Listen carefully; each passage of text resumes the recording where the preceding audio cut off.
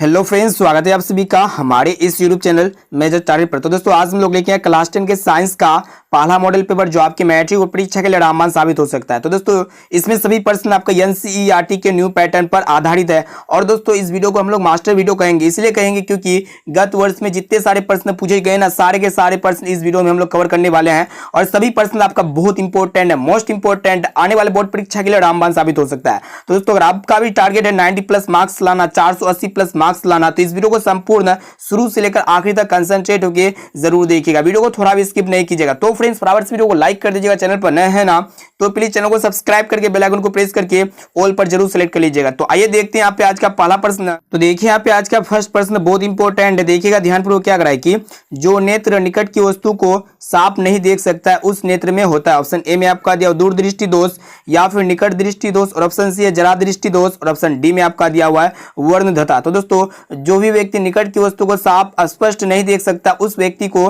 दूरदृष्टि दोष से वह व्यक्ति पीड़ित होता है। यानी कि यहाँ पे मेरा ऑप्शन नंबर ए जो है ना बिल्कुल सही उत्तर हो जाएगा। ये थोड़ा उल्टा होता है, आपको कंफ्यूजन हो सकता है, आप लोगों को याद रखना है। जो भी व्यक्ति दूर की वस्तु को स्पष्ट नहीं देख सकता है उसे जो है ना कौन सा दोष होता है? निकट दृष्टि दोष होता है। और दोस्तों जो व्यक्ति निकट की वस्तु को स्पष्ट सुस्पष्ट नहीं देख सकता है वह व्यक्ति दूर दृष्टि दोष से पीड़ित हो सकता है। दूर दृष्टि दोष में व्यक्ति क्या होता है कि उसको दूर की वस्तु को साफ साफ दिखता है लेकिन निकट की वस्तु को साफ साफ नहीं दिखता है। तो दोस्तों इस कंडीशन में क्या होता है कि व्यक्ति को उत्तल लेंस से बने चश्मे का उपयोग करना होता है। यानी कि यहाँ पे हमारा ऑप्शन नंबर ए जो है ना बिल्कुल से उत्तर हो जाएगा। काफी महत्वपूर्ण है, मोस्ट इंपोर्टेंट है और काफी बार आपके बैटरी बोर्ड परीक्षा में पूछा भी जा चुका है।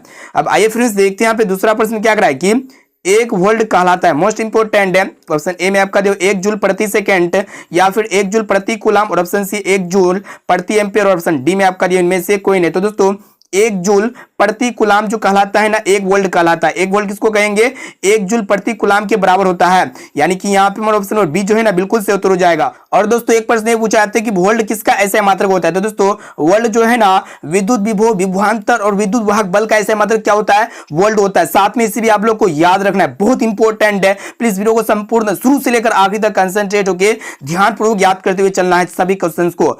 अब चलिए फ्रेंड्स देखते हैं यहाँ पे अगला प्रश्न है जो अत्यंत ही महत्वपूर्ण है। तो देखिए यहाँ पे 3 नंबर प्रश्न क्या कराए कि अमीटर को विद्युत परिपथ में कैसे जोड़ा जाता है? ऑप्शन ए में आपका दिया श्रेणी क्रम में, या फिर पार्श्वबद्ध में, और ऑप्शन सी में आपका दिया ए और बी दोनों, और ऑप्शन डी में आपका दिया इनमें से कोई नहीं। तो दोस्तों अमीटर को विद्युत परिपथ में जो है ना श्रेणी क्रम में जोड़ा जाता है। यानी कि यहाँ पे हमारा ऑप्शन नंबर ए जो है ना बिल्कुल से उत्तर हो जाएगा।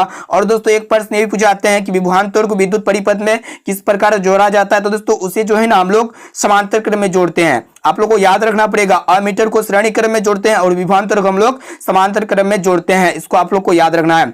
अब आइए फ्रेंड्स देखते हैं चौथा प्रश्न क्या कराए कि निम्नलिखित में से कौन सा पद विद्युत शक्ति को निरूपित नहीं करता है? तो दोस्तों विद्युत शक्ति के लिए फॉर्मूला क्या होता है? तो दोस्तों ऑप्शन ए में आपका दिया हुआ है I²R, या फिर IR², और ऑप्शन सी है VI, और ऑप्शन डी में आपका दिया हुआ है V²/R। तो दोस्तों विद्युत शक्ति को जो है ना कौन कौन सूचित करता है, कौन कौन निरूपित करता है? I²R निरूपित करता है, और VI भी निरूपित करता है, और आपका V²/R भी निरूपित करता है। लेकिन IR² जो है ना विद्युत शक्ति को निरूपित नहीं करता है। यानी कि यहाँ पे हमारा ऑप्शन नंबर बी जो है ना बिल्कुल से उत्तर हो जाएगा। अब चलिए फ्रेंड्स देखते हैं यहाँ पे 5 नंबर प्रश्न को देखिएगा क्या कराए कि विद्युत फ्यूज विद्युत धारा के किस सिद्धांत पर कार्य करता है? मोस्ट इंपोर्टेंट है। ऑप्शन ए में आपका दिया उसमें, या फिर चुंबकीय, और ऑप्शन से और रासायनिक, और ऑप्शन डी में आपका दिया इनमें से कोई नहीं। तो दोस्तों विद्युत फ्यूज विद्युत धारा के जो है ना उसमें सिद्धांत पर कार्य करता है। यानी कि यहाँ पे हमारा ऑप्शन नंबर ए जो है ना बिल्कुल से उत्तर हो जाएगा। और दोस्तों विद्युत घंटी विद्युत धारा के किस सिद्धांत पर कार्य करता है? तो दोस्तों विद्युत घंटी विद्युत धारा के जो है ना चुंबकीय सिद्धांत पर कार्य करता है। साथ में इसे भी आप लोग को याद रखना है। अब चलिए फ्रेंड्स देखते हैं यहाँ पे। तो फ्रेंड्स देखिए यहाँ पे 6 नंबर प्रश्न क्या कराए कि प्रकाश के परावर्तन के कितने नियम है? मोस्ट इंपोर्टेंट है और बहुत ही सरल प्रश्न है। ऑप्शन ए में आपका दिया 1, या फिर 2, और ऑप्शन सी 3, और ऑप्शन डी में आपका दिया 4। तो दोस्तों प्रकाश के परावर्तन के जो है ना 2 नियम होते हैं। कितना नियम होता है? 2 नियम। पहला नियम ये होता है कि आपतित किरण, परावर्तित किरण और आपतन बिंदु पर डाला गया लंब तीनों एक ही तल पर होता है। और दोस्तों दूसरा नियम क्या होता है कि आपतन कोण परावर्तन कोण के बराबर होता है। इसे आप लोग को याद रखना है। और दोस्तों एक प्रश्न ये पूछा जाता है कि प्रकाश के अपवर्तन के कितने नियम होते हैं? तो दोस्तों प्रकाश के अपवर्तन की भी जो है ना 2 ही नियम होते हैं। साथ में से भी आप लोग को याद रखना है। एक एक क्वेश्चन को कंसंट्रेट होकर याद कर लेना। और दोस्तों अभी तक आप वीडियो को लाइक नहीं किए ना दोस्तों वीडियो को लाइक जरूर कर दीजिएगा। और दोस्तों चैनल पर नए हैं ना तो दोस्तों चैनल को सब्सक्राइब करके बेल आइकन को प्रेस करके ऑल पर जरूर सेलेक्ट कर लीजिएगा। तो देखिए यहाँ पे 7 नंबर प्रश्न क्या कराए कि सरल सूक्ष्मदर्शी में किसका उपयोग होता है? ऑप्शन ए में आपका दिया अवतल दर्पण का, या फिर उत्तल दर्पण का, और ऑप्शन सी अवतल लेंस का, और ऑप्शन डी में आपका दिया वो उत्तल लेंस का। तो दोस्तों सरल सूक्ष्मदर्शी में जो है ना उत्तल लेंस का उपयोग होता है, यानी कि यहाँ पे हमारा ऑप्शन नंबर डी जो है ना बिल्कुल से उत्तर हो जाएगा। ये भी प्रश्न मोस्ट इंपोर्टेंट है, काफी और आपके मैट्रिक बोर्ड परीक्षा में पूछा जा चुका है। एक क्वेश्चन को कंसंट्रेट होकर ध्यानपूर्वक अच्छी तरह से याद करते हुए चलना है। अब आइए फ्रेंड्स देखते हैं यहाँ पे 8 नंबर प्रश्न क्या कराए कि किसी माध्यम के अपवर्तनांक का मान होता है। ऑप्शन ए में आपका दिया sign I upon sign R, या फिर sign R upon sign I, और ऑप्शन सी है साइन आई गुना साइन आर, ऑप्शन डी में आपका दिया sign I plus sign R. दोस्तों किसी भी माध्यम के अपवर्तनांक का जो मान होता है ना sign I upon sign R होता है, यानी कि आपतन कोण जो होता है ना अपवर्तन कोण के बराबर होता है, ये होता है आपका अपवर्तनांक। और दोस्तों अपवर्तनांक को जो है ना हम लोग म्यू या एन के द्वारा सूचित करते हैं, साथ में से भी आप लोग को याद रखना है। बहुत ही महत्वपूर्ण प्रश्न को देख रहे हैं। अब चलिए फ्रेंड्स देखते हैं यहाँ पे अगला प्रश्न। तो देखिए यहाँ पे ध्यानपूर्वक ये भी प्रश्न को देखिएगा, क्या कराए कि देखिएगा यहाँ पे दोनों प्रश्न है कि स्पेक्ट्रम में किस रंग की किरण का झुकाव अधिक होता है। तो दोस्तों झुकाव मतलब होता है विचलन, यानी कि किसका विचलन जो है ना सबसे अधिक होता है। ऑप्शन ए में आपका दिया हुआ लाल रंग का, या फिर हरा रंग का, और ऑप्शन सी है पीला रंग का, और ऑप्शन डी में आपका दिया हुआ बैगनी रंग का। तो दोस्तों जब श्वेत प्रकाश को प्रिज्म से अपवर्तन कराया जाता है तो जो है ना किस रंग का विचलन यानी कि झुकाव सबसे अधिक होता है। तो दोस्तों बैगनी रंग का झुकाव क्या होता है? सबसे अधिक होता है। और लाल रंग का झुकाव क्या होता है? सबसे कम होता है। साथ में से भी आप लोग को याद रखना है। अब आइए फ्रेंड्स देखते हैं यहाँ पे 10 नंबर प्रश्न भी बहुत ही महत्वपूर्ण है। देखिएगा क्या कराए कि स्पेक्ट्रम प्राप्त करने के लिए किसका उपयोग होता है? मोस्ट इंपोर्टेंट है। ऑप्शन ए में आपका दिया कांच की सिल्ली, या फिर अवतल दर्पण, और ऑप्शन सी है उत्तल लेंस, और ऑप्शन डी में आपका दिया प्रिज्म। तो दोस्तों स्पेक्ट्रम प्राप्त करने के लिए जो है ना प्रिज्म का उपयोग किया जाता है, यानी कि यहाँ पे हमारा ऑप्शन में डी जो है ना बिल्कुल से उत्तर हो जाएगा। अब आइए फ्रेंड्स देखते हैं यहाँ पे अगला प्रश्न क्या कराए कि बैटरी से किस प्रकार की धारा प्राप्त होती है? मोस्ट इंपोर्टेंट है। ऑप्शन ए में आपका दिया दिष्ट धारा, या फिर प्रत्यावर्ती धारा, और ऑप्शन सी ए और बी दोनों, और ऑप्शन डी में आपका दिया इनमें से कोई नहीं। तो दोस्तों बैटरी से जो है ना दिष्ट धारा प्राप्त होती है, यानी कि यहाँ पे हमारा ऑप्शन नंबर ए जो है ना बिल्कुल से उत्तर हो जाएगा। अब चलिए फ्रेंड्स देखते हैं यहाँ पे अगला प्रश्न।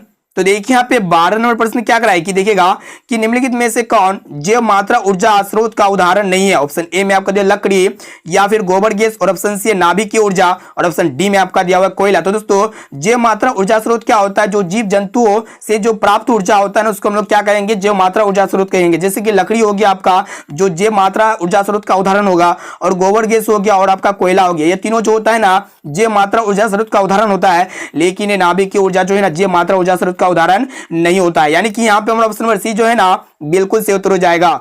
अब आइए फ्रेंड्स देखते हैं यहाँ पे 13 नंबर प्रश्न भी बहुत ही महत्वपूर्ण है। देखिएगा कि पवन विद्युत जनित्र में पवन की चाल कम से कम कितनी होनी चाहिए? मोस्ट इंपोर्टेंट है। ऑप्शन ए में आपका दिया 15 किलोमीटर पर आवर, या फिर 150 किलोमीटर पर आवर, और ऑप्शन सी में आपका दिया 1.5 किलोमीटर पर आवर, और ऑप्शन डी में आपका दिया 1500 किलोमीटर पर आवर। तो दोस्तों पवन विद्युत जनित्र में पवन की जो चाल होना चाहिए ना कम से कम 15 किलोमीटर पर आवर होना चाहिए, यानी कि यहाँ पे हमारा ऑप्शन नंबर ए जो है ना बिल्कुल से उत्तर हो जाएगा।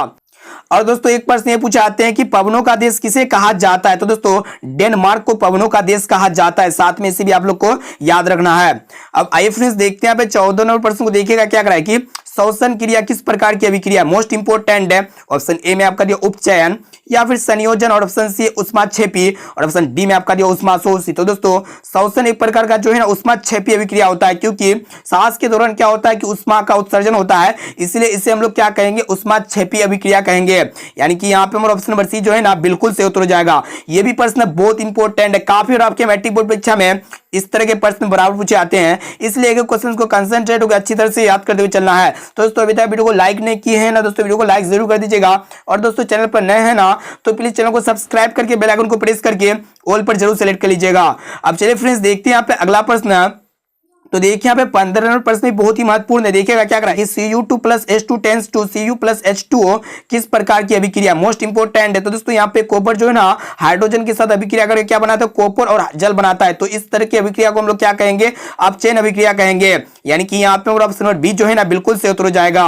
अब आइए फ्रेंड्स देखते हैं यहाँ पे 16 नंबर प्रश्न को ध्यानपूर्वक देखिएगा क्या करा है कि इलेक्ट्रॉन के हस्तांतरण से बने यौगिक कहलाते हैं। तो दोस्तों जब इलेक्ट्रॉन का ट्रांसफर होता है और इसके फलस्वरूप जो कंपाउंड बनता है ना उसे हम लोग क्या कहते हैं? ऑप्शन ए में आपका दिया सह संयोजी, या फिर विद्युत संयोजी, और ऑप्शन सी में आपका दिया कार्बनिक, और ऑप्शन डी में आपका दिया कोई नहीं। तो दोस्तों इलेक्ट्रॉन के हस्तांतरण से बने यौगिक को हम लोग विद्युत संयोजी कहते हैं, यानी कि यहाँ पे हमारा ऑप्शन नंबर बी जो है ना बिल्कुल से उत्तर हो जाएगा।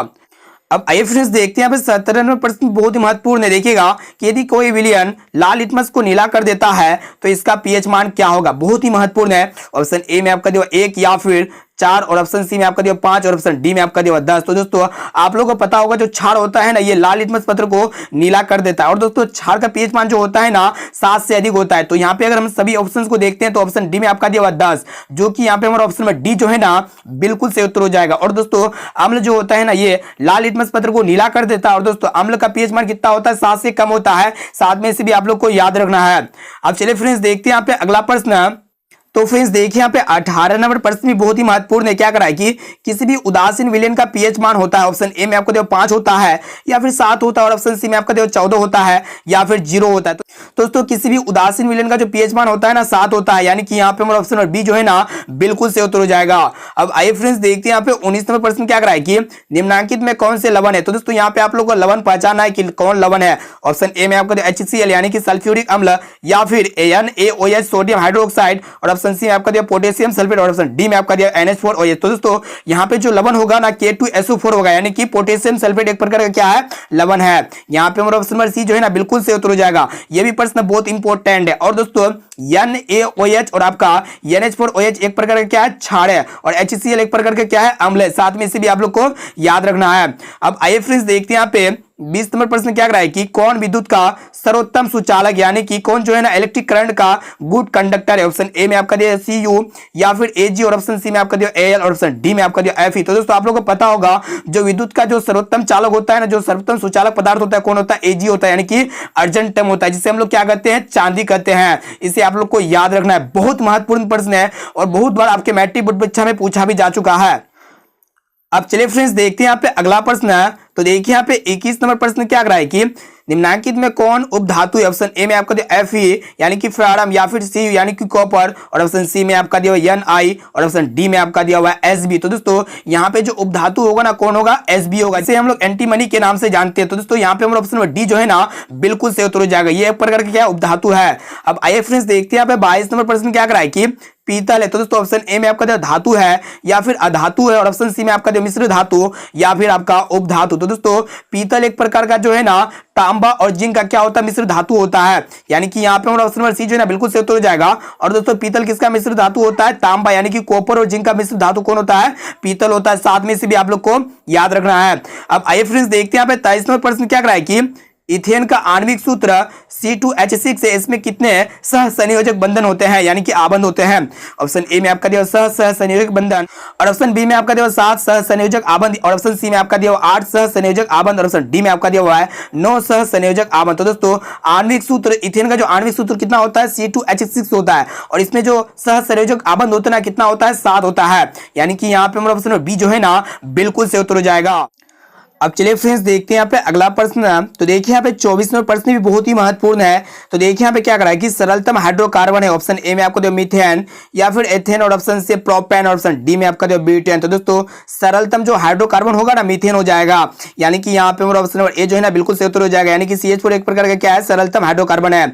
यहाँ पे हमारा ऑप्शन नंबर ए जो है ना बिल्कुल सही उत्तर हो जाएगा। अब आइए फ्रेंड्स देखते हैं यहाँ पे 25 नंबर प्रश्न भी बहुत ही महत्वपूर्ण है। देखिएगा क्या करा है कि कार्बन हाइड्रोजन से संयोग कर बनाता है। ऑप्शन ए में आपका दिया आयनिक यौगिक या फिर हाइड्रोकार्बन और ऑप्शन सी हैलोजन और ऑप्शन डी में आपका दिया हुआ है अम्ल। दोस्तों कार्बन हाइड्रोजन से संयोग करके हाइड्रोकार्बन बनाते हैं, यानी कि यहाँ पे हमारा ऑप्शन नंबर बी जो है ना बिल्कुल से उत्तर हो जाएगा। ये भी प्रश्न बहुत इंपॉर्टेंट है। प्लीज एक एक क्वेश्चन को कंसंट्रेट होकर शुरू से लेकर आखिरी तक अच्छी तरह से याद करते हुए चलना है। और दोस्तों ये 40% में से अगर आपको जो भी प्रश्न अगर याद ना होना तो उस प्रश्न को अपने नोटबुक में नोट करके उसे जरूर याद कर लीजिएगा। इससे क्या होगा आपको रिविजन करने में जो है ना बहुत ही सरल होगा, बहुत ही ईजी होगा। अब आइए फ्रेंड्स देखते हैं यहाँ पे 26 नंबर प्रश्न क्या करा है कि लोहे की परमाणु संख्या है। ऑप्शन ए में आपका दिया 23 या फिर 26 और ऑप्शन सी है 25 और ऑप्शन डी में आपका दिया 24। तो दोस्तों लोहे की जो एटॉमिक नंबर होता है ना एटॉमिक नंबर कितना होता है 26 होता है, यानी कि यहाँ पे हमारा ऑप्शन नंबर बी जो है ना बिल्कुल से उत्तर हो जाएगा। अब चलिए फ्रेंड्स देखते हैं यहाँ पे अगला प्रश्न है। तो देखिए यहाँ पे 27 नंबर प्रश्न भी बहुत ही महत्वपूर्ण है। देखिए यहाँ पे क्या करा है कि आधुनिक आवर्त सारणी में वर्गों की संख्या ऊर्ध्व स्तंभ एवं समूह की संख्या होती है। तो दोस्तों ऑप्शन ए में आपका दिया 9 या फिर 18 और ऑप्शन सी में आपका दिया 11 और ऑप्शन डी में आपका दिया हुआ है 10। तो दोस्तों आधुनिक आवर्त सारणी में जो वर्गों की संख्या होता है ना 18 वर्ग होते हैं। और कितने आवर्त होते हैं? तो दोस्तों आधुनिक आवर्त सारणी में जो आवर्तों की जो संख्या होता है ना 7 होता है। 7 में से भी आप लोग को याद रखना है। अब आइए फ्रेंड्स देखते हैं यहाँ पे 28 नंबर प्रश्न क्या करा है कि कुटपाथ किसमें पाया जाता है? मोस्ट इंपोर्टेंट है। ऑप्शन ए में आपका पैरामेसियम में या फिर यूग्लिना में और ऑप्शन सी में आपका अमीबा में और ऑप्शन डी में आपका देखो कोई नहीं। तो दोस्तों कुटपाथ जो है ना अमीबा में पाया जाता है, यानी कि यहाँ पे हमारा ऑप्शन नंबर सी जो है ना बिल्कुल से उत्तर हो जाएगा। और दोस्तों अमीबा द्विखंडन के द्वारा जो है ना पोषण करता है। 7 में से भी आप लोग को याद रखना है। अब चलिए फ्रेंड्स देखते हैं यहाँ पे अगला प्रश्न। तो देखिएगा यहाँ पे 29 नंबर प्रश्न क्या कराएगी? प्रकाश संश्लेषण होता है ऑप्शन ए में आपका देखो रात में या फिर दिन में और ऑप्शन सी में आपका देखो रात दिन में और ऑप्शन डी में आपका देखो सुबह शाम। तो दोस्तों प्रकाश संश्लेषण जो होता है ना दिन में होता है, यानी कि यहाँ पे हमारा ऑप्शन नंबर बी जो है ना बिल्कुल से उत्तर हो जाएगा। अब आइए फ्रेंड्स देखते हैं यहाँ पे 30 नंबर प्रश्न क्या कराएगी? क्लोरोफिल वर्णक का रंग है। तो दोस्तों ऑप्शन ए में आपका देखो हरा या फिर नीला और ऑप्शन सी में आपका देखो लाल और ऑप्शन डी में आपका देखो सफेद। तो दोस्तों क्लोरोफिल वर्णक का जो कलर होता है ना जो रंग होता है ना हरा होता है। और इसी हरा कलर के कारण क्या होता है? पौधे का पत्ती का रंग क्या होता है? हरा होता है। 7 में से भी आप लोग को याद रखना है। अब चलिए फ्रेंड्स देखते हैं यहाँ पे अगला प्रश्न। तो देखिए यहाँ पे 31 नंबर प्रश्न क्या कराए कि मनुष्य के शरीर की सबसे बड़ी ग्रंथि है। ऑप्शन ए में आपका दिया हुआ लीवर या फिर अग्नाशय और ऑप्शन सी है अंडाशय और ऑप्शन डी में आपका दिया हुआ एड्रिनल। तो दोस्तों मनुष्य के शरीर की जो सबसे बड़ी ग्रंथि होता है ना लीवर होता है, जिससे हम लोग यकृत कहते हैं। यहाँ पे हमारा ऑप्शन नंबर ए जो है ना बिल्कुल से उत्तर हो जाएगा। अब आइए फ्रेंड्स देखते हैं यहाँ पे 32 नंबर प्रश्न क्या कराए कि ग्वाइटर अथवा घेंगा पनपता है। ऑप्शन ए में आपका दिया चीनी की कमी से या फिर आयोडीन की कमी से और ऑप्शन सी है रक्त की कमी से और ऑप्शन डी में आपका दिया मोटापा से। तो दोस्तों ग्वाइटर अथवा घेंगा जो पनपता है ना किससे पनपता है? आयोडीन की कमी से पनपता है, यानी कि यहाँ पे हमारा ऑप्शन नंबर बी जो है ना बिल्कुल से उत्तर हो जाएगा। ये प्रश्न बहुत इंपॉर्टेंट है। तो दोस्तों अभी तक वीडियो को लाइक नहीं किए हैं ना तो प्लीज वीडियो को लाइक जरूर कर दीजिएगा और चैनल पर नए हैं ना तो प्लीज चैनल को सब्सक्राइब करके बेल आइकन को प्रेस करके ऑल पर जरूर सेलेक्ट कर लीजिएगा, ताकि जब भी लाइव क्लास हो ना तो आपको नोटिफिकेशन पहुंच जाए और उसी नोटिफिकेशन के थ्रू से जो है ना आप बोर्ड परीक्षा में अच्छे से अच्छे मार्क्स ला सकते हैं।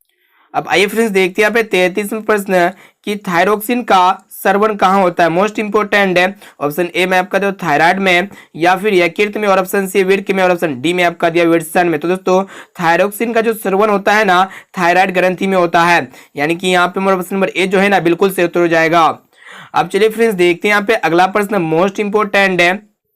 तो देखिए हमें 34वां प्रश्न क्या कराए कि पुष्पी पौधों में लैंगिक जनन होता है। ऑप्शन ए में आपका दिया पत्तियों द्वारा या फिर फूलों द्वारा और ऑप्शन सी है तना द्वारा और ऑप्शन डी में आपका दिया हुआ कोई नहीं। तो दोस्तों पुष्पी पौधे में जो लैंगिक जनन होता है ना किसके द्वारा होता है? आप लोग को बता देते हैं। पुष्पी पौधे में जो लैंगिक जनन होता है ना फूलों के द्वारा होता है। ऑप्शन नंबर बी यहाँ पे हमारा बिल्कुल से उत्तर हो जाएगा।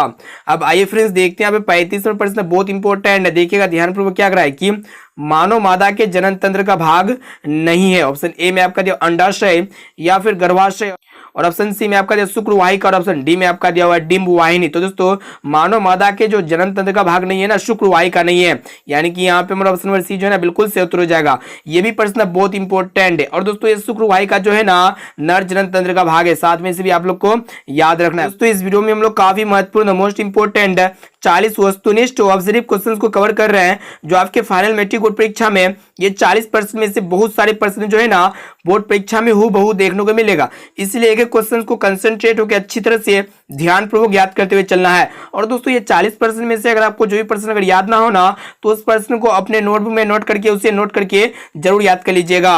अब आइए फ्रेंड्स देखते हैं 36वां प्रश्न क्या कराए कि मनुष्य में कितने जोड़े गुणसूत्र पाए जाते हैं। ऑप्शन ए में आपका दिया 26 या फिर 14 और ऑप्शन सी में आपका दिया 23 और ऑप्शन डी में आपका दिया हुआ है 18। तो दोस्तों मनुष्य में जो है ना 23 जोड़े गुणसूत्र पाए जाते हैं, यानी कि यहाँ पे हमारा ऑप्शन नंबर सी जो है ना बिल्कुल से उत्तर हो जाएगा। और दोस्तों इसी तरह का एक प्रश्न ये पूछाते हैं, अगर आपको पूछेगा कि मनुष्य में गुणसूत्रों की संख्या कितनी होती है, तो दोस्तों मनुष्य में जो गुणसूत्र की जो संख्या होती है ना 46 होती है। इसे आप लोग को याद रखना है, यानी कि 46 होता है। अब चलिए फ्रेंड्स देखते हैं यहाँ पे अगला प्रश्न। तो देखिए यहाँ पे 37वां प्रश्न क्या कराए कि कीटों के पंख चमगादड़ के पंख किस तरह के अंग है। मोस्ट इंपोर्टेंट है। ऑप्शन ए में आपका समजात अंग या फिर अवशेषी अंग और ऑप्शन सी में आपका दिया समृद्धि अंग और ऑप्शन डी में आपका दिया कोई नहीं। तो दोस्तों कीटों के पंख तथा चमगादड़ के पंख जो है ना ये समवर्ती अंग के उदाहरण है, यानी कि यहाँ पे हमारा ऑप्शन नंबर सी जो है ना बिल्कुल से उत्तर हो जाएगा समवर्ती अंग। मोस्ट इंपोर्टेंट प्रश्न है और काफी बार आपके मैट्रिक बोर्ड परीक्षा में बार बार पूछा भी जा चुका है। अब आइए फ्रेंड्स देखते हैं यहाँ पे 38वां प्रश्न बहुत इंपॉर्टेंट है। क्या कर रहा है कि निम्न में कौन जैव अनिम्नकरणीय पदार्थ है? ऑप्शन ए में आपका दिया हुआ DDT या फिर कागज, और ऑप्शन सी में आपका दिया वाहित मल, और ऑप्शन डी में आपका दिया इनमें से कोई नहीं। तो दोस्तों ये आप लोग का DDT जो है ना एक प्रकार का अनिम्नकरणीय पदार्थ है। तो दोस्तों अनिम्नकरणीय पदार्थ उसे कहते हैं जो मिट्टी में अपघटन नहीं होता है, तो उसको हम लोग क्या कहते हैं? अनिम्नकरणीय पदार्थ कहते हैं। जैसे कि आप लोग का कागज हो गया और वाहित मल हो गया, ये क्या होगा? मिट्टी में अपघटन हो जाएगा, इसको जो है ना सूक्ष्मजीव पकड़ के इसको अपघटित कर देता है, लेकिन ये DDT को क्या करता है? अपघटित नहीं करता। इसी तरह आपका क्या हो गया? पॉलीथीन हो गया, एक प्रकार का क्या होता है? अनिम्नकरणीय पदार्थ का उदाहरण होता है। अब आइए फ्रेंड्स देखते हैं यहाँ पे 39वां प्रश्न क्या कर रहा है कि निम्न में से कौन प्राकृतिक संसाधन नहीं है? ऑप्शन ए में आपको दिया वायु या फिर मृदा, और ऑप्शन सी में आपका दिया जल, और ऑप्शन डी में आपका दिया जीवधारी। तो दोस्तों यहाँ पे जीवधारी दिया हुआ है, ठीक है, यहाँ पे देखने में थोड़ा प्रॉब्लम होगा। तो दोस्तों आप लोग को बता देते हैं जो प्राकृतिक संसाधन होते हैं ना, वायु हो गया प्राकृतिक संसाधन, मृदा भी हो गया और जल भी हो गया, लेकिन ये जीवधारी क्या होता है? ये प्राकृतिक संसाधन के उदाहरण नहीं है। यानी कि यहाँ पे हमारा ऑप्शन नंबर डी जो है ना बिल्कुल से उत्तर हो जाएगा। ये भी प्रश्न बहुत इंपॉर्टेंट है, एक एक क्वेश्चन को कंसंट्रेट होकर अच्छी तरह से ध्यानपूर्वक याद करते हुए चलना है। अब चलिए फ्रेंड्स देखते हैं यहाँ पे आज का लास्ट और अंतिम प्रश्न जो मोस्ट इंपोर्टेंट है। देखिएगा क्या कर रहा है कि यूरिया 2 का संबंध है। ऑप्शन ए में आपका दिया वायु प्रदूषण से या फिर जल प्रदूषण से, और ऑप्शन सी में आपका दिया हुआ है मृदा प्रदूषण से, और ऑप्शन डी में आपका दिया हुआ कोई नहीं। तो दोस्तों यूरिया 2 का जो संबंध है ना वायु प्रदूषण से है, यानी कि यहाँ पे हमारा ऑप्शन नंबर ए जो है ना बिल्कुल से उत्तर हो जाएगा वायु प्रदूषण से। तो दोस्तों इस वीडियो में हम लोग काफी महत्वपूर्ण मोस्ट इंपोर्टेंट 40 वस्तुनिष्ठ ऑब्जेक्टिव क्वेश्चंस को कवर कर चुके हैं, जो आपके फाइनल मैट्रिक बोर्ड परीक्षा में ये 40% में से बहुत सारे प्रश्न जो है ना हूबहू देखने को मिलेगा। और दोस्तों आप लोग हमें कमेंट करके जरूर बताइएगा कि ये 40% में से पहले से आप लोग को कितना प्रश्न याद था, इसका जवाब आप लोग हमें कमेंट करके जरूर बताइएगा। और दोस्तों अभी तक वीडियो को लाइक नहीं किए हैं ना, तो प्लीज वीडियो को लाइक जरूर कर दीजिएगा। और दोस्तों चैनल पर नए हैं ना, दोस्तों चैनल को सब्सक्राइब करके बेल आइकन को प्रेस करके ऑल पर जरूर सेलेक्ट कर लीजिएगा। और दोस्तों इस वीडियो में अपने दोस्तों में जरूर शेयर कीजिए, जितना भी आपका दोस्त यार स्कूल में और आपका कोचिंग संस्था में पढ़ाई करते हैं ना, सभी दोस्तों में इस वीडियो को जरूर शेयर कीजिएगा, ताकि वो भी बोर्ड परीक्षा में 480 मार्क्स से पास आउट हो सके। तो दोस्तों फिर मिलते हैं जल्दी अगले वीडियो पे।